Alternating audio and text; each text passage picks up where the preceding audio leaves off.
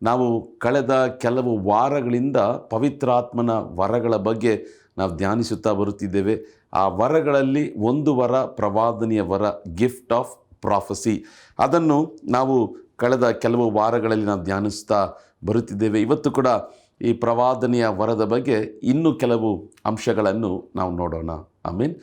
ಪ್ರವಾದನೆ ಅಂತ ನೋಡಬೇಕಾದ್ರೆ ದೇವರು ಜನರಿಗೆ ಹೇಳುವಂಥ ಸಂದೇಶ. ತನ್ನ ಜನರನ್ನು ಉಪಯೋಗಿಸಿ ದೇವರು ತಾನು ಹೇಳಬೇಕಾದಂಥ ಸಂದೇಶವನ್ನು ಪ್ರವಾದನೆಯಾಗಿ ಜನರಿಗೆ ಹೇಳ್ತಾನೆ. ಅದು ಮಾತ್ರವಲ್ಲ, ಇದು ಮನುಷ್ಯನು ತಾನಾಗಿ ಏರ್ಪಡಿಸಿಕೊಳ್ಳಲು ಸಾಧ್ಯವಿಲ್ಲ.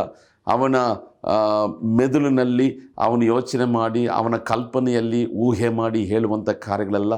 ಇದು ದೇವರ ವಾಕ್ಯ, ದೇವರ ಪ್ರಕಟಣೆ, ಪರಲೋಕದ ಸಿಂಹಾಸನದಿಂದ ಹೊರಟು ಬರುವಂಥ ಈ ವಾಕ್ಯವೇ ಪ್ರವಾದನೆ. ಅದು ಮಾತ್ರವಲ್ಲ, ಈ ವರವು ಯಾಕಂತ ನೋಡಬೇಕಾದ್ರೆ 1 ಕೊರಿಂಥ 14ನೇ ಅಧ್ಯಾಯದಲ್ಲಿ ಭಕ್ತಿವೃದ್ಧಿಗೆ, ಪ್ರೋತ್ಸಾಹಕ್ಕೆ, ಸಂತೈಸುವಿಕೆಗೆ ಎಂಬುದಾಗಿ ನಾವು ನೋಡಿದ್ವಿ. ಅದು ಮಾತ್ರವಲ್ಲ, ಪರಿಶುದ್ಧ ಆತ್ಮನು ಪೌಲನ ಮುಖಾಂತರವಾಗಿ 1 ಕೊರಿಂಥ 14:1-2 ವಾಕ್ಯಗಳನ್ನು ಓದಬೇಕಾದ್ರೆ ಎಲ್ಲ ವರಗಳಿಗಿಂತ ವಿಶೇಷವಾಗಿ ಪ್ರವಾದನೆಯ ವರವನ್ನು ಅಪೇಕ್ಷಿಸಿರಿ ಎಂಬುದಾಗಿ ಕರ್ತನು ನಮಗೆ ಹೇಳ್ತಿದ್ದಾನೆ. ಪ್ರಿಯ ಸಹೋದರ, ಪ್ರಿಯ ಸಹೋದರಿಯೇ, ಪ್ರವಾದನೆಯ ವರವನ್ನು ಆಸೆ ಪಡ್ರಿ, ಅಪೇಕ್ಷಿಸಿರಿ. ದೇವರು ನಿಶ್ಚಯವಾಗಿ ಈ ಅಂತ್ಯ ಕಾಲದಲ್ಲಿ ನಿಮಗೆ ಈ ವರವನ್ನು ಕೊಟ್ಟು ನಿಮ್ಮನ್ನು ಆಶೀರ್ವದಿಸುವ, ನಿಮ್ಮನ್ನು ಉಪಯೋಗಿಸುವ, ಅನೇಕ ಲಕ್ಷಾಂತರ ಜನರು ಭಕ್ತಿವೃದ್ಧಿಯನ್ನು, ಪ್ರೋತ್ಸಾಹವನ್ನು, ಸಂತೈಸುವಿಕೆಯನ್ನು, ಉಜ್ಜೀವನವನ್ನು ಹೊಂದಿಕೊಳ್ಳಲು ದೇವರು ನಿಮ್ಮನ್ನು ಉಪಯೋಗಿಸುವ ಈ ಪ್ರವಾದನೆಯ ವರದ ಮುಖಾಂತರವಾಗಿ ಅನೇಕ ವೈಯಕ್ತಿಕ ವ್ಯಕ್ತಿಗಳ ಜೀವಿತಗಳು ಕಟ್ಟಲ್ಪಡುತ್ತದೆ, ಕುಟುಂಬಗಳು ಕಟ್ಟಲ್ಪಡುತ್ತದೆ, ಸೇವೆಗಳು ಕಟ್ಟಲ್ಪಡುತ್ತದೆ, ಸಭೆಗಳು ಕಟ್ಟಲ್ಪಡುತ್ತದೆ, ಸೇವಕರು ಕಟ್ಟಲ್ಪಡುತ್ತಾರೆ. ಪರಲೋಕ ರಾಜ್ಯಕ್ಕೆ ಇದು ಮಹಾ ಒಂದು ಸಂತೋಷವನ್ನು ಕೊಡುವಂಥ ಒಂದು ಕಾರ್ಯ ಈ ಪ್ರವಾದನೆಯ ವರವನ್ನು ನಾವು ಉಪಯೋಗಿಸಬೇಕಾದ್ರೆ. ಅದಕ್ಕಾಗಿ ಪರಿಶುದ್ಧಾತ್ಮನು ಹೇಳ್ತಿದ್ದಾನೆ, ಎಲ್ಲ ವರಗಳಿಗಿಂತ ಪ್ರವಾದನೆಯ ವರವನ್ನು ಹೆಚ್ಚಾಗಿ ಆಸಕ್ತಿಯಿಂದ ಅಪೇಕ್ಷಿಸಿರಿ. ಒಂದು ರಹಸ್ಯ ಹೇಳ, ನಿಮ್ಮಲ್ಲಿ, ನನ್ನಲ್ಲಿ ಈ ಪ್ರವಾದನೆಯ ವರ ಇರುವುದಾದರೆ ದೇವರು ನಮ್ಮನ್ನು ಎಲ್ಲೋ ಕರ್ಕೊಂಡು ಹೋಗ್ತಾನೆ. ಆಮೇಲೆ ಯಾಕಂದರೆ ಇದು ಅನೇಕರನ್ನು ಆಕರ್ಷಿಸುವಂಥ ಒಂದು ವರ. ನಮ್ಮ ಬಳಿಗಲ್ಲ, ದೇವರ ಬಳಿಗೆ. ಆಮೇಲೆ ದೇವರು ನಿಜವಾದ ದೇವರೆಂಬುದನ್ನು ನಿರೂಪಿಸುವುದಕ್ಕೆ ದೇವರು ಈ ವರವನ್ನು ನಮಗೆ ಕೊಟ್ಟು ನಮ್ಮ ಮುಖಾಂತರವಾಗಿ ತನ್ನ ರಾಜ್ಯವನ್ನು ಆತನು ಕಟ್ಟುತ್ತಾನೆ. ಇವತ್ತು ನಾವು ಏನು ಮಾಡಲಿದ್ದೇವೆಂದರೆ, ಈ ಪ್ರವಾದನೆಯ ವರದೊಟ್ಟಿಗೆ ಸೇರಿ ಕ್ರಿಯೆ ಮಾಡುವಂಥ ಇನ್ನು ಕೆಲವು ವರಗಳು ಏನು ಅದನ್ನು ನಾವು ನೋಡಲಿದ್ದೇವೆ. ಅದು ಮಾತ್ರವಲ್ಲ, ಪ್ರವಾದನೆಯ ವರವು ನನ್ನಲ್ಲಿ ಕ್ರಿಯೆ ಮಾಡಬೇಕಾದ್ರೆ ನಾನು ಹೇಗಿರಬೇಕು ಅಥವಾ ನಾನು ಏನು ಮಾಡಬೇಕು ಎಂಬುದನ್ನು ಇವತ್ತು ನಾವು ಧ್ಯಾನ ಮಾಡಲಿದ್ದೇವೆ. ಸರಿನಾ? ಇವತ್ತಿನ ಸಂದೇಶ ಏನು ಗೊತ್ತಾ? ಪ್ರವಾದನೆಯ ವರದೊಟ್ಟಿಗೆ ಅಲ್ವಾ, ಒಂದು ಪ್ರವಾದನೆಯ ವರ, ಅದರ ಒಟ್ಟಿಗೆ ಇನ್ನೂ ಕ್ರಿಯೆ ಆಗುವಂಥ ವರಗಳು ಏನು ಅದನ್ನು ನಾವು ನೋಡೋಣ. ಅದು ಮಾತ್ರವಲ್ಲ, ನಾನು ಪ್ರವಾದಿಸಬೇಕಾದ್ರೆ, ಪ್ರವಾದನೆಯ ವರವು ನನ್ನ ಮೂಲಕವಾಗಿ ಕ್ರಿಯೆ ಮಾಡಬೇಕಾದ್ರೆ ನಾನು ಏನು ಮಾಡಬೇಕು, how to activate the gift of prophecy, ಅದನ್ನು ನಾವು ನೋಡಲಿದ್ದೇವೆ. ನೋಡಿರಿ ಪ್ರಿಯ ಸಹೋದರ ಸಹೋದರಿಯೇ, ನಾವು 9 ವರಗಳ ಬಗ್ಗೆ ನಮಗೆ 1 ಕೊರಿಂಥ 12ನೇ ಅಧ್ಯಾಯ 8-10 ತನಕ ನಾವು ನೋಡ್ತೇವೆ. ಸರಿನಾ? ಇನ್ನೊಂದು ಆವೃತ್ತಿ ನಿಮಗಾಗಿ ನಾನು ಹೇಳ್ತೇನೆ. Word of wisdom, word of knowledge, faith, miracle, healing, speaking in tongues, interpretation of tongues, discerning of spirits, then prophecy. ಕನ್ನಡದಲ್ಲಿ ಹೇಳಬೇಕಾದ್ರೆ ಜ್ಞಾನವಾಕ್ಯ, ವಿದ್ಯಾವಾಕ್ಯ, ನಂಬಿಕೆ, ಮಹತ್ವಗಳು, ರೋಗಗಳನ್ನು ವಾಸಿ ಮಾಡೋದು, ವಾಣಿಗಳನ್ನು ಆಡುವುದು, ವಾಣಿಗಳಿಗೆ ಅರ್ಥ ಹೇಳೋದು, ಸತ್ಯಾತ್ಮಗಳನ್ನು ವಿವೇಚಿಸುವುದು ಪ್ರವಾದನೆಯ ವರ. ಈ 9 ವರಗಳಲ್ಲಿ ಪ್ರವಾದನೆಯ ವರದೊಟ್ಟಿಗೆ ಕ್ರಿಯೆ ಮಾಡುವಂಥ ಇತರ ವರಗಳು ಏನಂತ ನೋಡಬೇಕಾದ್ರೆ, ಒಂದು ಜ್ಞಾನವಾಕ್ಯ, ಇನ್ನೊಂದು ವಿದ್ಯಾವಾಕ್ಯ, ಇನ್ನೊಂದು ಸತ್ಯಾತ್ಮಗಳನ್ನು ವಿವೇಚಿಸುವುದು. ಸೊ ಒಬ್ಬ ಮನುಷ್ಯನು ಪ್ರವಾದಿಸ್ತಾನಂದರೆ ಅನೇಕ ಸಾರಿ ಈ 4 ವರಗಳು ಒಟ್ಟಾರೆ ಕ್ರಿಯೆ ಆಗ್ತದೆ. Word of wisdom, word of knowledge, discerning of spirit and gift of prophecy. ಜ್ಞಾನವಾಕ್ಯ, ವಿದ್ಯಾವಾಕ್ಯ, ಆತ್ಮಗಳು, ಸತ್ಯಾತ್ಮಗಳನ್ನು ವಿವೇಚಿಸುವುದು ಪ್ರವಾದನೆಯ ವರ. ನೋಡಿರಿ, ಪ್ರವಾದನೆ ನುಡಿಬೇಕಾದ್ರೆ ಅನೇಕ ಸಾರಿ ನಾವು ನೋಡಿರ್ತೇವೆ, ಹಿಂದಿನ ಸಂಗತಿಗಳನ್ನು ಕೂಡ ಹೇಳ್ತಾರೆ ಅಲ್ವಾ. ಹಿಂದಿನ 5 ವರ್ಷಗಳ ಹಿಂದೆ ನಡೆದ ಸಂಗತಿಗಳು, ಅಥವಾ ಅವ್ರು ಯಾವಾಗ ರಕ್ಷಣೆ ಹೊಂದಿದ್ರು, ಸೇವೆ ಏನು ಕರೆಯುವಿಕೆ ಇದೆ. ಅದು ಮಾತ್ರವಲ್ಲ, ಈಗ ನಡೆಯುತ್ತಿರುವುದನ್ನು ಹೇಳ್ತಾರೆ. ಅದು ಮಾತ್ರವಲ್ಲ, ಮುಂದಿನ ದಿನಮಾನಗಳಲ್ಲಿ ಏನು ನಡೀತಿದೆಯೋ ಅದನ್ನು ಕೂಡ ಹೇಳ್ತಾರೆ. ಆಮೇಲೆ ನೋಡ್ರಿ, ಪ್ರವಾದನೆಯ ವರ ಮುಂಬರುವಂಥ ಕಾಲದಲ್ಲಿ ಏನು ನಡೀತದೆಯೋ ಅದು ದೇವರು ಪ್ರಕಟಿಸ್ತಾನೆ. ನಾವಾಗಿ ಏರ್ಪಡಿಸಿಕೊಳ್ಳೋದಲ್ಲ, ದೇವರು ನಮಗೆ ಕೊಡುವಂಥ ಒಂದು ಪ್ರಕಟಣೆ. ಆದರೆ ಈ ವರದೊಟ್ಟಿಗೆ ಹಿಂದಿನ ಕಾಲದಲ್ಲಿ ಏನು ನಡೆಯಿತು, ಈಗ ಏನು ನಡೀತಾ ಇದೆ, ಅದು ಮಾತ್ರವಲ್ಲ ಮುಂದೆ ಏನು ನಡೆಯುತ್ತದೆ, ಯಾವ್ಯಾವ ಆತ್ಮಗಳು ಇದರಲ್ಲಿ ಕ್ರಿಯೆ ಮಾಡ್ತದೆ ಎಂಬುದನ್ನು ಸ್ಪಷ್ಟಪಡಿಸಿ ಈ 4 ವರಗಳು ಒಟ್ಟಾರೆ ಕ್ರಿಯೆ ಮಾಡುವಾಗ ಅದು ಬಹಳ ಮಹಿಮೆಯಾಗಿರ್ತದೆ. ಆಮೇಲೆ ನೋಡ್ರಿ, ಜ್ಞಾನವಾಕ್ಯ ವಿದ್ಯಾವಾಕ್ಯದ ವರಗಳಿಂದ ಹಿಂದಿನ ಕಾಲದಲ್ಲಿ ಏನು ನಡೆಯಿತು, ಈಗ ಏನು ನಡೀತಾ ಇದೆ ಎಂಬುದನ್ನು ನಾವು ತಿಳಿದುಕೊಳ್ಳಬಹುದು. ಆಮೇಲೆ ಅದು ಮಾತ್ರವಲ್ಲ, ಈ ಪ್ರವಾದನೆಯ ವರದಿಂದ ಮುಂದಿನ ದಿನಮಾನಗಳಲ್ಲಿ ದೇವರಿಟ್ಟಿರುವಂಥ ದರ್ಶನ ಏನು, ಸೇವೆ ಏನು, ಅವರಿಗಿಟ್ಟಿರುವಂಥ ಪ್ರವಾದನೆ ಏನು, ಪ್ರಕಟಣೆ ಏನು ಎಂಬುದನ್ನು ಹೇಳುವಾಗ ಕರ್ತನು ಮಹಿಮೆಯಾಗಿ ಒಬ್ಬರ ಜೀವಿತವನ್ನು, ಸೇವೆಯನ್ನು ಕಟ್ಟಲು ಈ ವರಗಳನ್ನು ನಮ್ಮ ಮುಖಾಂತರವಾಗಿ ಕ್ರಿಯೆ ಮಾಡಿ ಆತನ ರಾಜ್ಯವನ್ನು ಕಟ್ಟಲು ದೇವರು ಉಪಯೋಗಿಸ್ತಾನೆ. ಆಮೇಲೆ ಹಿಂದಿನ ದಿನಮಾನಗಳಲ್ಲಿ ಏನು ನಡೆಯಿತು, ಈಗ ಏನು ನಡೀತಾ ಇದೆ, ಮುಂದಿನ ದಿನಮಾನಗಳಲ್ಲಿ ಏನು ನಡೀತಿದೆ ಎಂಬುದಕ್ಕೆ ಪ್ರವಾದನೆಯ ವರದೊಟ್ಟಿಗೆ ಇತರ 3 ವರಗಳು ಕ್ರಿಯೆ ಮಾಡುವಂಥದ್ದಾಗಿ ಕಾಣಲ್ಪಡ್ತದೆ. ನನ್ನ ಕೆಲವು ಅನುಭವಗಳನ್ನು ಹೇಳ್ತೇನೆ ನೋಡ್ರಿ ಪ್ರಿಯರಾದವರೇ. ನಾನೊಂದು ಕಂಪನಿಯಲ್ಲೇ ಕೆಲಸ ಮಾಡ್ತಿದ್ದೀನಿ. ಸುಮಾರು 10-12 ವರ್ಷಗಳ ಹಿಂದೆ ಇರ್ಬೋದು. ಆಗ ಆ ಕಂಪನಿಯಲ್ಲಿ ಕಾರ್ ಬೇಸ್ಮೆಂಟ್ ಇತ್ತು, ಕಾರ್ ಪಾರ್ಕಿಂಗ್ ಏರಿಯಾ. ಅಲ್ಲಿ ನಾನು ಪ್ರಾರ್ಥನೆ ನಡೆಸ್ತಾ ಇದ್ದೆ. 20 ಜನ 30 ಜನ ಅಲ್ಲಿ ಪ್ರತಿ ಶುಕ್ರವಾರ ಬರ್ತಿದ್ರು. ಆಗ ಒಮ್ಮೆ ಒಬ್ಬ ಸಹೋದರರು, ಅದೇ IT ಕಂಪನಿಯಲ್ಲಿ ಕೆಲಸ ಮಾಡುವಂಥ ಒಬ್ಬ ಸಹೋದರರು ಬಂದಿದ್ದರು. ಅವರನ್ನು ನೋಡಿದ ತಕ್ಷಣ ದೇವರ ಆತ್ಮನು ಹೇಳ್ದ, ಈ ಮನುಷ್ಯನು ಇಂದು ರಾತ್ರಿ ಆತ್ಮಹತ್ಯೆ ಮಾಡ್ಕೊಂಡು ಸಾಯ್ತಾನೆ, ನೀನು ಅವನಿಗೆ ಇದನ್ನು ಹೇಳು. ಅದು ಮಾತ್ರವಲ್ಲ, ಮುಂದಿನ ದಿನಮಾನಗಳಲ್ಲಿ ಏನು ನಡೀತಿದೆ ಎಂಬುದನ್ನು ನಾನು ನಿನಗೆ ತಿಳಿಯಪಡಿಸುವುದನ್ನು ಆ ಸಹೋದರನಿಗೆ ಹೇಳು. ಆ ಸಹೋದರನ ನೋಡಬೇಕಾದ್ರೆ ಪ್ರಿಯರಾದವರೇ, ಒಳ್ಳೆ ಡ್ರೆಸ್ ಹಾಕ್ಕೊಂಡಿದ್ದಾರೆ, ಒಳ್ಳೆ ಶರ್ಟು, ಒಳ್ಳೆ ಪ್ಯಾಂಟು, ಒಳ್ಳೆ ಶೂಸು. ಅವ್ರು ನೋಡೋದಕ್ಕೆ ಆ ಥರ ಕಾಣಿಸೋದೇ ಇಲ್ಲ. ಅದರ ಪರಿಶುದ್ಧಾತ್ಮನು ಮತ್ತೆ ನನ್ನಲ್ಲಿ ಒತ್ತಾಯಪಡಿಸಿದ, ಈ ಮನುಷ್ಯ ಇಂದು ರಾತ್ರಿ ಆತ್ಮಹತ್ಯೆ ಮಾಡ್ಕೊಂಡು ಸಾಯ್ತಾನೆ, ಆದ್ದರಿಂದ ನೀನು ಅವರಿಗೆ ಅದನ್ನು ಹೇಳು. ಅದು ಮಾತ್ರವಲ್ಲ, ಮುಂದಿನ ದಿನಮಾನಗಳು ನಡೆಯುವಂಥ ಸಂಗತಿಗಳನ್ನು ಇವರಿಗೆ ಹೇಳು. ನಾನೇನು ಮಾಡಿದೆ, ಅವರನ್ನು ನೋಡಿ ಹೇಳಿದೆ, sir, tonight you are planning to commit suicide. ಇವತ್ತು ರಾತ್ರಿ ನೀವು ಆತ್ಮಹತ್ಯೆ ಮಾಡ್ಕೊಂಡು ಸಾಯ್ಬೇಕಂತ ಇದ್ದೀರಾ. ಆದರೆ ಕರ್ತನ ಹೇಳ್ತಿದ್ದಾನೆ, ಆ ರೀತಿಯಾಗಿ ಮಾಡಬೇಡ. ಕಾರಣ, ನಿನ್ನ ಸಾಲಗಳು ತೀರುವುದಕ್ಕಾಗಿ, ನಿನ್ನ ಕುಟುಂಬದಲ್ಲಿರುವಂಥ ಪರಿಸ್ಥಿತಿಗಳು ತೀರುವುದಕ್ಕಾಗಿ ಒಂದು ದೊಡ್ಡ ದಾರಿಯನ್ನು ಇಟ್ಟಿದ್ದಾನೆ. ಅದು ಈ ರೀತಿಯಾಗಿ ನಡೀತದೆ, ನಿನ್ನ ಎಲ್ಲ ಸಮಸ್ಯೆಗಳು ಬಗೆಹರಿಯುತ್ತದೆ. ಆ ಸಹೋದರಿಗೆ ಆಶ್ಚರ್ಯವಾಯಿತು. ಪ್ರಿಯರಾದವರೇ, ದೇವರ ಸನ್ನಿಧಿಯಲ್ಲಿ ನಾನು ಸತ್ಯದ ಮಾತನ್ನು ಹೇಳ್ತೇನೆ. ಅವರು ನನಗೆ ಅವ್ರ ಫೋನ್ ತೋರಿಸ್ಬಿಟ್ಟು, brother, do you know something, last 15 days I am searching in Google how to commit suicide. ಕಳೆದ 15 ದಿನಗಳಿಂದ ಗೂಗಲಲ್ಲಿ ನಾನು ಹುಡುಕ್ತಾ ಇದ್ದೀನಿ ಹೇಗೆ ಆತ್ಮಹತ್ಯೆ ಮಾಡ್ಕೋಬೇಕು ಅಂತ. ನೋಡ್ರಿ, ಗೂಗಲನ್ನು ಯಾರ್ಯಾರು ಯಾವುದ್ಯಾವುದಕ್ಕೋ ಉಪಯೋಗ ಮಾಡ್ತಾರೆ ಅಲ್ವಾ. ಈ ಮನುಷ್ಯ ಸಾಯೋದಕ್ಕೆ ಹೇಗಂತ ದಾರಿ ಹುಡುಕ್ತಾ ಇದ್ದಾನೆ. ಆಗ ನನ್ನ ಸಹೋದರಿಗೆ ಹೇಳಿದೆ, ಬ್ರದರ್, ನೀವು ಯಾರಂತ ನನಗೆ ಗೊತ್ತಿಲ್ಲ, ಇವತ್ತು ರಾತ್ರಿ ನೀವು ಆತ್ಮಹತ್ಯೆ ಮಾಡ್ಕೊಳ್ತೀರಂತ ನನಗೆ ಗೊತ್ತಿಲ್ಲ, ಆದರೆ ನಾನು ಆರಾಧಿಸುವಂಥ ಯೇಸು ನಿಜವಾದ ಯೇಸು, ಅವರು ಸತ್ಯವುಳ್ಳ ದೇವರು, ಆತನೇದನ್ನು ತಿಳಿಯಪಡಿಸಿದ. ನೀವು ಆತ್ಮಹತ್ಯೆ ಮಾಡ್ಕೋಬೇಡ್ರಿ, ನಿಮಗೆ ಈ ಥರ ಸಮಸ್ಯೆಗಳಿದೆ, ಇದನ್ನೆಲ್ಲವನ್ನು ದೇವರ ಬಗೆಹರಿಸ್ತಾನೆ. ಆಮೇಲೆ ಅವ್ರ ಮನೆಗೆ ಹೋಗಿದ್ವಿ, ಅವ್ರಿಗೆ ಕೌನ್ಸ್ಲಿಂಗ್ ಕೊಟ್ವಿ, ಅವ್ರಿಗೆ ಪ್ರಾರ್ಥನೆ ಮಾಡಿದ್ವಿ. ನಡೆದಿದ್ದೇನು ಗೊತ್ತಾ, ಇವತ್ತು ಕೂಡ ಅವರು ಜೀವಂತವಾಗಿದ್ದಾರೆ, ಯೇಸುವನ್ನು ಸ್ವೀಕಾರ ಮಾಡಿಕೊಂಡ್ರು. ಒಂದು ದಿನ ನೋಡಬೇಕಾದ್ರೆ, ಒಂದು 4-5 ವರ್ಷಗಳ ಈ ಘಟನೆ ಆಗಿ 4-5 ವರ್ಷಗಳ ನಂತರ ನೋಡಬೇಕಾದ್ರೆ ಅವರು ಸಂದೇಶವನ್ನು ಕೊಡ್ತಿದ್ದಾರೆ. ನನಗೆ ತುಂಬ ಸಂತೋಷವಾಯಿತು. ಸಾಯುವಂಥ ಗಳಿಗಳಿದ್ದಂಥ ಒಬ್ಬ ಮನುಷ್ಯನು ಪುನಃ ಹೊಸ ಜೀವನವನ್ನು ಹೊಂದಿಕೊಳ್ಳಲು ದೇವರು ಈ ವರಗಳನ್ನು, ಪ್ರವಾದನೆಯ ವರದೊಟ್ಟಿಗೆ ಆ ಸತ್ಯಾತ್ಮಗಳನ್ನು ವಿವೇಚಿಸುವಂಥ ವರ, ಜ್ಞಾನವಾಕ್ಯ ವಿದ್ಯಾವಾಕ್ಯದ ವರ, ಹಿಂದಿನ ದಿನಮಾನಗಳು ನಡೆದಂಥ ಕಾರ್ಯಗಳು, ಯಾವ ಆತ್ಮಗಳು ಇದರಲ್ಲಿ ಕ್ರಿಯೆ ಮಾಡ್ತಿದೆ ಅದನ್ನು ಹೇಳಿ ಮುಂದಿನ ದಿನಮಾನಗಳಲ್ಲಿ ಏನು ನಡೀತಿದೆ ಎಂಬುದನ್ನು ಅವ್ರಿಗೆ ಹೇಳಿದಾಗ ದೊಡ್ಡ ನಂಬಿಕೆ ಬಂತು. ದಿಢೀರಂತ ಅವ್ರ ಕಂಪನಿಯಿಂದ ಫ್ರಾನ್ಸ್ ದೇಶಕ್ಕೆ ಹೊರಟರು. ಅವ್ರಿಗಿದ್ದಂಥ ಎಲ್ಲ ಸಾಲದ ಸಮಸ್ಯೆಗಳು ಬಗೆಹರಿಯಿತು. ಆಮೇಲೆ ಸಹೋದರ, ಈ ಪ್ರವಾದನೆಯ ವರವು ನನ್ನ ಜೀವಮಾನದಲ್ಲಿ ಸೇವೆಯಲ್ಲಿ ನಾನು ನೋಡಿದ್ದೇನೆ. ದೇವರ ಕೃಪೆಯಿಂದ ಬಹಳ ತಾಳ್ಮೆಯಿಂದ ಹೇಳ್ತೇನೆ, ನೂರಾರು ಜನರು ಅವರ ಜೀವಿತವು ಕಟ್ಟಲ್ಪಟ್ಟಿದೆ, ಅವರ ಭಕ್ತಿ ವೃದ್ಧಿಯನ್ನು ಹೊಂದ್ಕೊಂಡಿದ್ದಾರೆ. ದೇವರು ಈ ವರವನ್ನು ನಿಮಗೂ ಕೊಡಲು ಆತನು ಚಿತ್ತಗೊಂಡಿದ್ದಾನೆ. ನೋಡ್ರಿ, ಇನ್ನೊಂದು ಉದಾಹರಣೆ ಹೇಳ್ತೇನೆ, ಇನ್ನೊಂದು ಅನುಭವ. ಒಮ್ಮೆ ನಾನು ಆಫೀಸ್ ಮುಗಿಸ್ಕೊಂಡು ಕಾರಲ್ಲಿ ನಾನು ಮನೆಗೆ ಹಿಂದಿರುಗ್ತಾ ಇರಬೇಕಾದ್ರೆ ಒಂದು 6:30 ಗಂಟೆ ಇರ್ಬೋದು. ನನಗೆ ಪುಣೆಯಿಂದ ಒಂದು ಸಹೋದರಿ ಫೋನ್ ಮಾಡಿದ್ರು.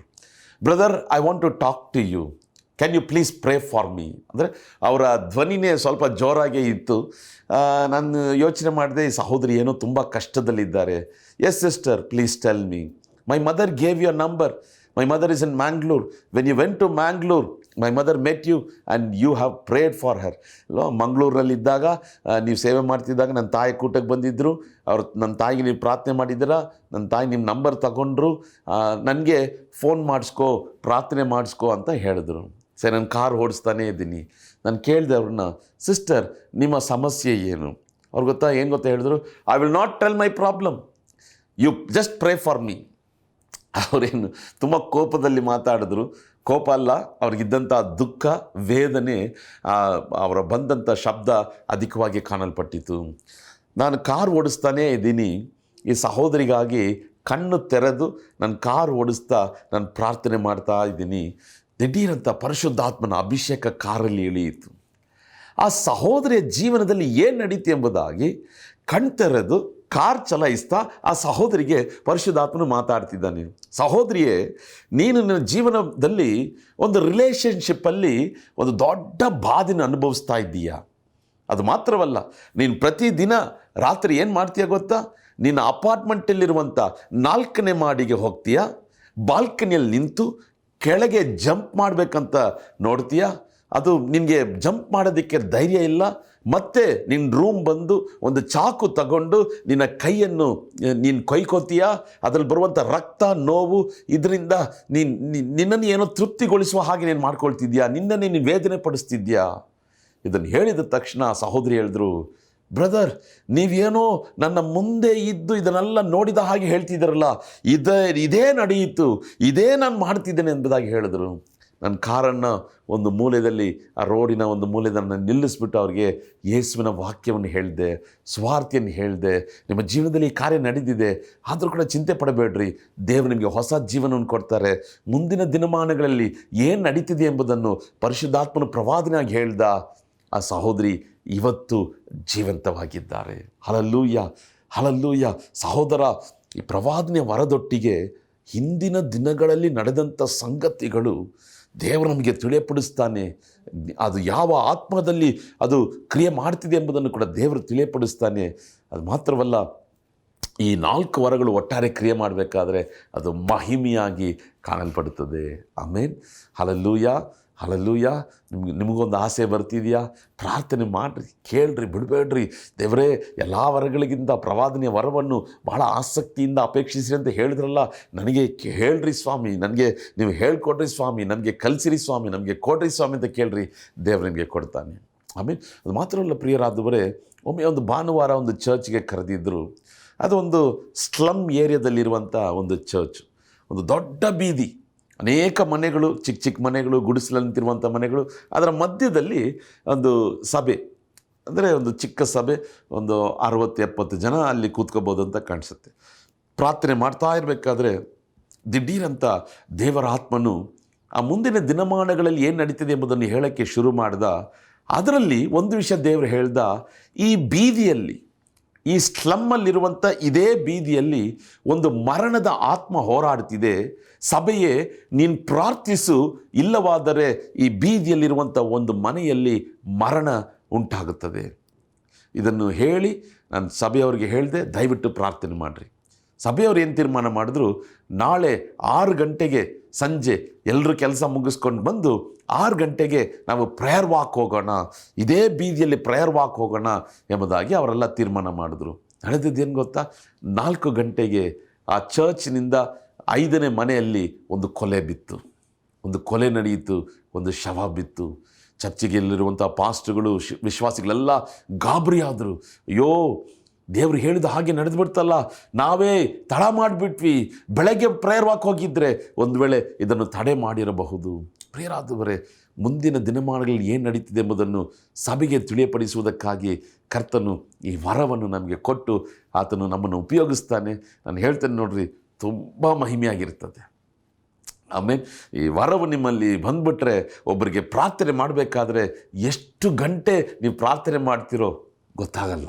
ಆಮೇಲೆ ನನ್ನ ಅನುಭವ ಹೇಳಲ್ಲ, ಕೆಲವರಿಗೆ ಅರ್ಧ ತಾಸು ಪ್ರೇಯರ್ ಮಾಡಿದ್ದೀನಿ. ಕ್ಯೂನಲ್ಲಿ 100 ಜನ ನಿಂತಿರ್ತಾರೆ, ಪರವಾಗಿಲ್ಲ, ನನಗೇನು ಗೊತ್ತಾಗಲ್ಲ. ಅವ್ರ ತಲೆ ಮೇಲೆ ಕೈ ಇಟ್ಟರೆ ದೇವರು ಮಾತಾಡೋಕ್ಕೆ ಶುರು ಮಾಡಿದ್ರೆ ಅರ್ಧ ತಾಸು, ಕೆಲವರಿಗೆ 3/4 ಗಂಟೆ, ಕೆಲವರಿಗೆ 1 ತಾಸು ಪ್ರಾರ್ಥನೆ. ನಂಬ್ತೀರಾ? ಅದು ಈ ಅಭಿಷೇಕವು, ಈ ವರವು ನಮ್ಮಲ್ಲಿರುವುದಾದರೆ ಆ ಮನುಷ್ಯನ ಜೀವಿತವು ಅದು ಕಟ್ಟಲ್ಪಡುತ್ತದೆ. ಹಲ್ಲೆಲೂಯಾ. ನೋಡ್ರಿ, ಇನ್ನೊಂದು ಅನುಭವ. ಕಳೆದ ಭಾನುವಾರ ಒಂದು ಸಭೆಗೆ ಹೋಗಿದ್ದೆ. ಕಳೆದ ಶನಿವಾರ ಮೈಸೂರಿನಲ್ಲಿ ಬೆಳಗ್ಗೆಯಿಂದ ನಾನು ಮನೆಗೆ ಬರಬೇಕಾದ್ರೇ ರಾತ್ರಿ 10 ಗಂಟೆ, ನಾನು ಮಲಗಬೇಕಾದ್ರೆ 12:30 1 ಗಂಟೆ ಆಯಿತು. ಮಾರನೇ ದಿನ 7:30 ಚರ್ಚ್ ಆರಾಧನೆಯಲ್ಲಿ ಸಂದೇಶ ಕೊಡಬೇಕು. ಆ ಸಂದೇಶ ಕೊಟ್ಟು 10 ಗಂಟೆ ಆಯಿತು. 10ರಿಂದ 12:45 ತನಕ ಒಬ್ಬೊಬ್ಬರಿಗಾಗಿ ಪ್ರಾರ್ಥನೆ ಮಾಡ್ತಿದ್ದೆ. ಆಗ ಒಂದು ಇಸ್ಲಾಮಿಯ ಸಹೋದರರು ಆಟೋ ಚಲಾಯಿಸ್ತಾ ಇದ್ದಾರೆ. ಆ ಸಹೋದರಿ ಏನು ಮಾಡಿದ್ರು, ಬ್ರದರ್, ಇವರು ನಮಗೆ ಈ ಥರ ರೆಗ್ಯುಲರಾಗಿ ಪಿಕಪ್ ಮಾಡ್ತಾರೆ, ಡ್ರಾಪ್ ಮಾಡ್ತಾರೆ ಚರ್ಚಿಗೆ. ಇವರು ಬಂದಿದ್ದರು ನಮ್ಮನ್ನು ಕರ್ಕೊಳೋದಕ್ಕೆ, ನಿಮ್ಮ ಹತ್ರ ಪ್ರೇಯರ್ ಮಾಡಿಸ್ಕೊಳ್ಳೋಣ ಅಂತ ಕರ್ಕೊಂಡು ಬಂದೆ. ಆ ಸಹೋದರು ಬಂದು ನಿಂತಿದ್ದರು. ಯೇಸು ಬಗ್ಗೆ ಏನು ಗೊತ್ತಿಲ್ಲ, ಆಟೋ ಡ್ರೈವರ್ ಡ್ರೆಸ್ ಹಾಕ್ಕೊಂಡು ನಿಂತಿದ್ದರು. ಅವರ ತಲೆ ಮೇಲೆ ಕೈ ಇಟ್ಟಿದ ತಕ್ಷಣ ಅವರ 14ನೇ ವಯಸ್ಸಿನಿಂದ ಏನೆಲ್ಲ ನಡೆಯಿತು ದೇವರು ಒಂದೊಂದಾಗಿ ತಿಳಿಯಪಡಿಸಿದ. ಅದು ಮಾತ್ರವಲ್ಲ, ನಿಮಗೆ ಮಕ್ಕಳಿಲ್ಲ, ಅದು ಮಾತ್ರವಲ್ಲ, ಯಾರ್ಯಾರು ನಿಮಗೆ ಮಂತ್ರ ಮಾಡಿದ್ದಾರೆ, ನಿಮ್ಮ ತಂದೆಯ ಕುಟುಂಬದಲ್ಲಿರುವಂಥ ಈ ಸಹೋದರ ನಿಮಗೆ ಮಂತ್ರ ಮಾಡಿದ್ದಾರೆ, ನಿಮ್ಮ ಮನೆ ಮುಂದೆ ನಿಮ್ಮ ಶರೀರದಲ್ಲಿ ಈ ರೀತಿಯಾದಂಥ ಬಾಧೆಗಳು ಉಂಟಾಗ್ತದೆ, ಅದನ್ನು ಒಂದೊಂದನ್ನು ಹೇಳುತ್ತಾ ಅವರು ತುಂಬ ಆಶ್ಚರ್ಯಪಟ್ಟರು. ನಾನು ಹೇಳಿದೆ, ಯೇಸು ನಿಜವಾದ ದೇವರು. ನೀವು ಬಂದು ಯೇಸುನ ಬಳಿಯಲ್ಲಿ ಪ್ರಾರ್ಥನೆ ಮಾಡಿರಿ, ಮುಂದಿನ ದಿನಮಾನಗಳಲ್ಲಿ ನಿಮ್ಮ ಜೀವಿತವನ್ನು ಕರ್ತನ ಈ ರೀತಿಯಾಗಿ ಆಶೀರ್ವದಿಸ್ತಾನೆ. ನಿಶ್ಚಯವಾಗಿ ನಿಮಗೆ ಮಕ್ಕಳನ್ನು ಕೊಡ್ತಾನೆ. ನಿಮ್ಮ ಶರೀರದಲ್ಲಿ ಯಾವ ಸಮಸ್ಯೆಯೂ ಇಲ್ಲ, ಆದರೆ ನಿಶ್ಚಯವಾಗಿ ಪ್ರಾರ್ಥನೆ ನಿಮಿತ್ತವಾಗಿ ನಿಮಗೆ ಒಂದು ಮಗು ಉಂಟಾಗ್ತದೆ. ಸಹೋದರ, ಈ ವರಗಳು, ಇದರ ಮುಖಾಂತರವಾಗಿ ಪರಿಶುದ್ಧಾತ್ಮನ ಕ್ರಿಯೆ ಮಾಡುವುದು ಮಹಿಮೆಯಾಗಿರುತ್ತದೆ. ಆಮೇಲೆ ಮಹಿಮೆಯಾಗಿರ್ತದೆ. ಹಲ್ಲೆಲೂಯಾ. ಒಂದು ಆಮೇಲೆ ಹೇಳ್ತೀರಾ? ಗಟ್ಟಿಯಾಗಿ ಒಂದು ಆಮೇಲೆ ಹೇಳ್ತೀರಾ? ದೇವರೇ, ನಮಗೆ ಈ ವರವನ್ನು ಕೊಡು ಸ್ವಾಮಿ. ಈ ವರ ಯಾಕೆ? ನಾನು ಯಾರು ಗೊತ್ತಾ? ನನ್ನ ಹತ್ರ ಎಷ್ಟು ಪ್ರವಾದನೆ ವರ ಇದೆ ಗೊತ್ತಾ? ಬರ್ತೀಯಾ ನನಗೆ ಪ್ರವಾದಿಸ್ತೀನಿ? ಇಲ್ಲ. ಪರಿಶುದ್ಧಾತ್ಮನು ನಮ್ಮನ್ನು ಉಪಯೋಗಿಸ್ಬೇಕು. ಆಮೇಲೆ ಪರಿಶುದ್ಧಾತ್ಮನ ಪ್ರಸನ್ನತೆ ನಮ್ಮಲ್ಲಿ ಇರಬೇಕು, ಪರಿಶುದ್ಧಾತ್ಮನ ಪ್ರೇರಣೆ ಕೊಡಬೇಕು. ಅದು ಮಾತ್ರವಲ್ಲ, ಜನರ ಜೀವಿತವು ಕಟ್ಟಲ್ಪಡಬೇಕು, ನಮ್ಮನ್ನು ತಗ್ಗಿಸಬೇಕು. ಆಮೇಲೆ ನೋಡ್ರಿ, ಕೆಲವೊಂದು ಕೂಟಗಳಲ್ಲಿ ಹೆಸರು ಹಿಡಿದು ಕರೀತಾರೆ ಅಲ್ವಾ? ನೋಡ್ರಿ, ಇದೆಲ್ಲನೂ ಆ ವಿದ್ಯಾವಾಕ್ಯದ ವರದ ಮುಖಾಂತರವಾಗಿ, ವಿದ್ಯಾವಾಕ್ಯದ ವರ್ಡ್ ಆಫ್ ನಾಲೆಜ್ ಅಂದರೆ ತಿಳಿದುಕೊಳ್ಳುವುದು, ಅವರ ಹೆಸರನ್ನು ತಿಳಿದುಕೊಳ್ಳುವುದು, ಅವರ ಊರನ್ನು ತಿಳಿದುಕೊಳ್ಳುವುದು, ಅವರ ಜೀವನದ ಪರಿಸ್ಥಿತಿಗಳನ್ನು ತಿಳಿದುಕೊಳ್ಳುವುದು. ಇದರ ನಿಮಿತ್ತವಾಗಿ ಅದನ್ನು ತಿಳಿದುಕೊಂಡು ನಾವು ಪ್ರವಾದನೆ ಹೇಳಬೇಕಾದ್ರೆ ಅದು ಮಹಿಮೆಯಾಗಿರ್ತದೆ. ಆಮೇಲೆ ನೋಡ್ರಿ, ಒಮ್ಮೆ ಬೆಳಗ್ಗೆ 3 ಗಂಟೆಗೆ ಎದ್ದು ಪ್ರಾರ್ಥನೆ, ಏಸಪ್ಪ, ಇವತ್ತು ನಾನು ಈ ಪಟ್ಟಣದಲ್ಲಿ ನಾನು ಸೇವೆ ಮಾಡ್ತಿದ್ದೀನಿ ದೇವರೇ, ಇವತ್ತು ಒಂದು 100 ಜನರು ಇಲ್ಲಿ ಬರ್ತಾರೆ, ಇವತ್ತು ನಾನು ಹೆಸರಿಡಿದು ಕರೆದು ಅವರ ಜೀವಿತದಲ್ಲಿ ಏನು ನಡೆಯಿತು, ಅದು ಮಾತ್ರವಲ್ಲ ಮುಂದಿನ ದಿನಮಾನಗಳಲ್ಲಿ ಏನು ನಡೀತದೆ ಎಂಬುದನ್ನು ತಿಳಿಯಪಡಿಸಬೇಕು. ಸೊ ಅವನು ಬೆಳಗ್ಗೆಯಿಂದ ಪ್ರಾರ್ಥನೆ. ಪ್ರೇಯರ್ ಟೈಮ್ ಬಂದಾಗ ಆ ಪ್ರಾರ್ಥನೆ ನಡೆಸ್ತಾ ಇದ್ದೀನಿ. ಆಗ ನಾನು ಪರಿಶುದ್ಧಾತ್ಮನ ಹತ್ರ ಕೇಳಿದೆ, ದೇವರೇ, ಬೆಳಗ್ಗೆ ನಾನು ಪ್ರಾರ್ಥನೆ ಮಾಡಿದಲ್ಲ ಸ್ವಾಮಿ, ಇವತ್ತು ಈ ಕೂಟದಲ್ಲಿ ನಾನು ಹೆಸರಿಡಿದು ಕರಿಬೇಕು. 2 ಹೆಸರುಗಳು ನನ್ನ ಕಣ್ಣಿನ ಮುಂದೆ ಬಂತು. ಪರಿಶುದ್ಧಾತ್ಮನು ನನ್ನೊಳಗೆ ಮಾತಾಡೋಕ್ಕೆ ಶುರು ಮಾಡ್ದ. ಇವರ 2 ಹೆಸರನ್ನು ಹೇಳಿ ಒಂದರ ನಂತರ ಒಂದು ಹೇಳಿ ಏನು ಹೇಳು? ಮಂತ್ರದ ಕಟ್ಟುಗಳು ಮುರಿತಾ ಇದೆ ಎಂಬುದಾಗಿ ಹೇಳು. ಅದು ಮಾತ್ರವಲ್ಲ, ನೀನು ಕರ್ತನಿಗಾಗಿ ಸೇವೆ ಮಾಡ್ತೀಯ, ಮುಂದಿನ ದಿನಮಾನಗಳಲ್ಲಿ ಮಂತ್ರದ ಕಟ್ಟುಗಳು ಬಿಚ್ಚಲ್ಪಟ್ಟು. ಮೊದಲನೇ ಸಾರಿ ಹೇಳಬೇಕಾದ್ರೆ ನಮಗೆ ಸಂಶಯ ಇರುತ್ತಲ್ವ, ಆ ಥರ ಜನರು ಇದ್ದಾರೋ ಇಲ್ವೋ ಅಲ್ವಾ, ಆ ಥರ ಮನುಷ್ಯರು ಬಂದಿದ್ದಾರೋ ಇಲ್ವೋ, ಆ ಹೆಸರುಗಳು ಇದೆಯೋ ಇಲ್ವೋ. ಪರಿಶುದ್ಧಾತ್ಮನು ಮಾತಾಡಿದ್ರೆ ಅದು ಸ್ಪಷ್ಟವಾಗಿರುತ್ತದೆ. ಪ್ರಿಯರಾದವರೇ, ನಾನು ಹೇಳಿದೆ, 2 ಹೆಸರುಗಳು, ಅದನ್ನು ಹೇಳಿ ಮಂತ್ರದ ಕಟ್ಟುಗಳು ಬಿಚ್ಚಲ್ಪಡುತ್ತದೆ. ದೇವರು ನಿಮ್ಮನ್ನು ಈ ರೀತಿಯಾಗಿ ಉಪಯೋಗ ಮಾಡ್ತಾರೆ ಮುಂದಿನ ದಿನಮಾನಗಳಲ್ಲಿ. ಸಾಕ್ಷಿಗೆ ಕರೆದಾಗ 2 ಹೆಸರು ಹೇಳಿದ್ನಲ್ಲ, ಸಹೋದರಿಯರ ಹೆಸರು, 2 ಅಕ್ಕ ತಂಗಿಯರು. ಆ ಮಂತ್ರದ ಕಟ್ಟುಗಳು ಮುರಿಯಲ್ಪಡ್ತದೆ ಅಂತ ಹೇಳಿದ ತಕ್ಷಣ ಅವರ ಶರೀರದಲ್ಲಿದ್ದಂಥ ಅಂಧಕಾರದ ಶಕ್ತಿಗಳು ಲಯವಾಗಿ ಅವ್ರಿಗೊಂದು ದೊಡ್ಡ ಬಿಡುಗಡೆ. ಅವ್ರು ಬಂದು ಸಾಕ್ಷಿ ಹೇಳಿದರು. ಹಲ್ಲೆಲೂಯಾ. ಪ್ರಿಯ ಸಹೋದರಿಯೇ, ಈ ಪ್ರವಾದನೆಯ ವರದೊಟ್ಟಿಗೆ ಇತರ ವರಗಳು ಕ್ರಿಯೆ ಮಾಡ್ತದೆ.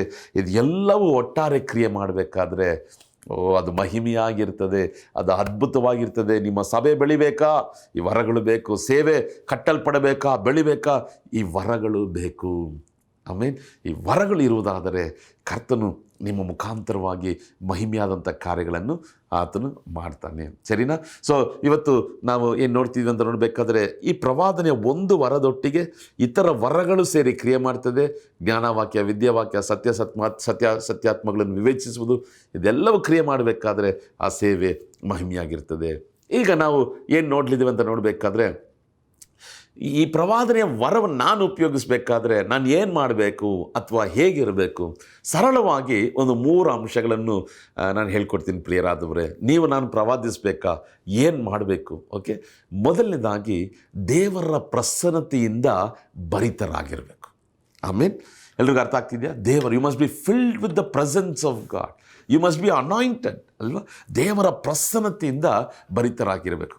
ಎರಡನೇದಾಗಿ ದೇವರ ವಾಕ್ಯದಿಂದ ಭರಿತರಾಗಿರಬೇಕು. ಆಮೇಲೆ ಸುಮ್ಮನೆ ವಾಕ್ಯವನ್ನು ಬಿಟ್ಟು ವಾಕ್ಯಕ್ಕೆ ದೂರವಾಗಿ ಹೇಳುವಂಥ ಒಂದು ಪ್ರವಾದನೆಯನ್ನು ಸ್ವೀಕರಿಸಬೇಡ್ರಿ. ವಾಕ್ಯದಲ್ಲಿ ಭರಿತರಾಗಿರಬೇಕು. ಮೊದಲನೇದಾಗಿ ಏನು? ಪ್ರಸನ್ನತೆಯಲ್ಲಿ ಭರಿತರಾಗಿರಬೇಕು. ಎರಡನೇದಾಗಿ ವಾಕ್ಯದಲ್ಲಿ ಭರಿತರಾಗಿರಬೇಕು. ಮೂರನೇದಾಗಿ ನಂಬಿಕೆಯಲ್ಲಿ ಭರಿತರಾಗಿರಬೇಕು. ಆಮೇಲೆ ನೋಡ್ರಿ, ಕೆಲವರಿಗೆ ವರ ಇರುತ್ತೆ, ಆದರೆ ಹೊರಗೆ ಹೇಳೋದಕ್ಕೆ ನಂಬಿಕೆನೇ ಬರಲ್ಲ, ಅದನ್ನು ಎಕ್ಸಸೈಸ್ ಮಾಡೋದೇ ಇಲ್ಲ. ಆಮೇಲೆ ಸರಳವಾದಂಥ 3 ಕಾರ್ಯಗಳು. ಓಕೆ, ನಾನು ಪ್ರವಾದಿಸಬೇಕಾದ್ರೆ ನಾನು ಏನಪ್ಪ ಮಾಡಬೇಕು? ದೇವರೇ, ನಾನು ಏನು ಮಾಡಬೇಕು? ದೇವರ ಪ್ರಸನ್ನತೆಯಲ್ಲಿ ಭರಿತರಾಗಿರಬೇಕು. ಎರಡನೇದು ವಾಕ್ಯದಲ್ಲಿ ಭರಿತರಾಗಿರಬೇಕು. ಮೂರನೇದು ನೋಡ್ರಿ, ನಂಬಿಕೆಯಲ್ಲಿ ಭರಿತರಾಗಿರಬೇಕು. ಇದನ್ನು ಸ್ವಲ್ಪ ವಿವರವಾಗಿ ನಾವು ನೋಡೋಣ. ಮೊದಲು ದೇವರ ಪ್ರಸನ್ನತೆಯಲ್ಲಿ ಭರಿತರಾಗಿರಬೇಕು. ಪ್ರವಾದನೆ ಆಗಲೇ ಹೇಳಿದ ಹಾಗೆ ನಾನು ಯೋಚನೆ ಮಾಡೋದು ಹೇಳೋದಲ್ಲ. ಆಮೇಲೆ ಒಂದು ಅಮ್ಮ ಮನೆಗೆ ನಾನು ಪ್ರೇಯರ್ಗಾಗಿ ಹೋಗ್ತೀನಿ. ಆ ಅಮ್ಮ ಮೊದಲನೇ ಸಾರಿ ಹೋಗಿದ್ದಾಗ, ಬ್ರದರ್ ಪ್ರೇಯರ್ ಮಾಡಿ, ವಯಸ್ಸಾಯಿತು, ಒಂದು 75 ವಯಸ್ಸಿರ್ಬೋದು. ಪ್ರೇಯರ್ ಮಾಡೋಕ್ಕೆ ಯೇಸುವೇ ಅಂತ ಕಣ್ಣು ಮುಚ್ಚಿದೆ.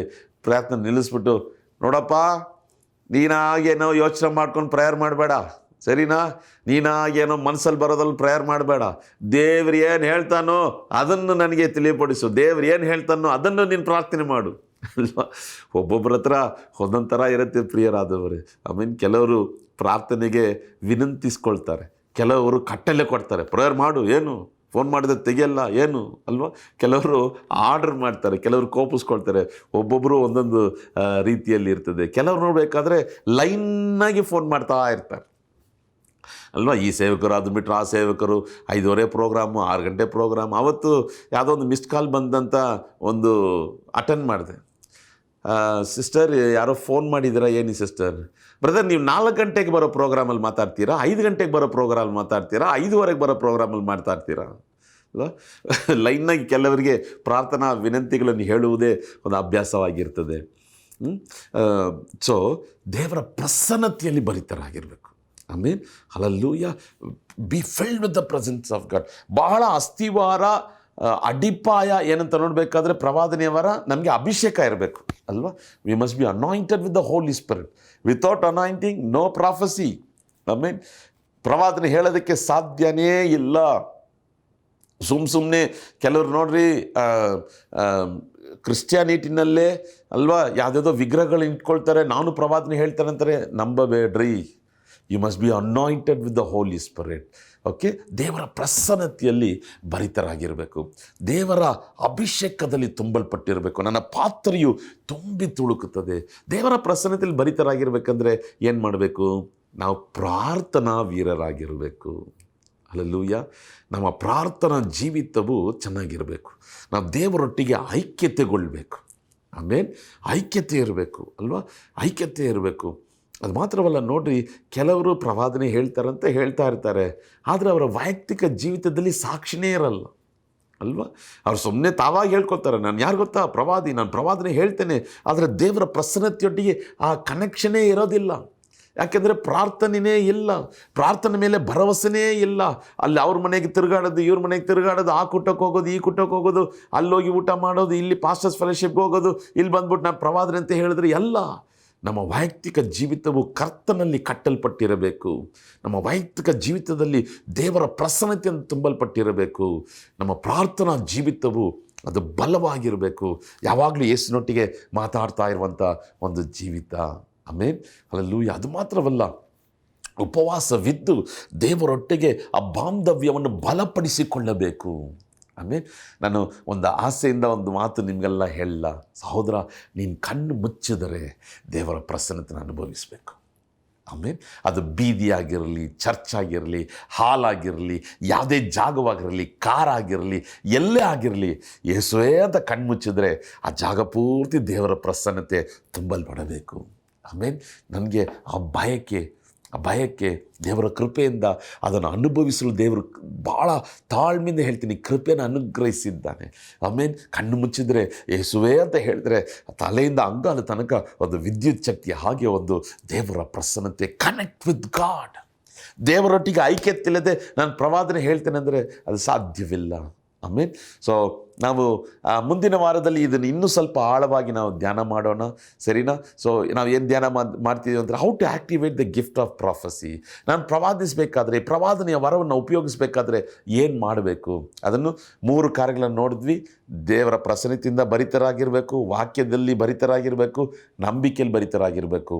ಮುಂದಿನ ವಾರ ನಾವು ಇದನ್ನು ಮುಂದುವರಿಸೋಣ.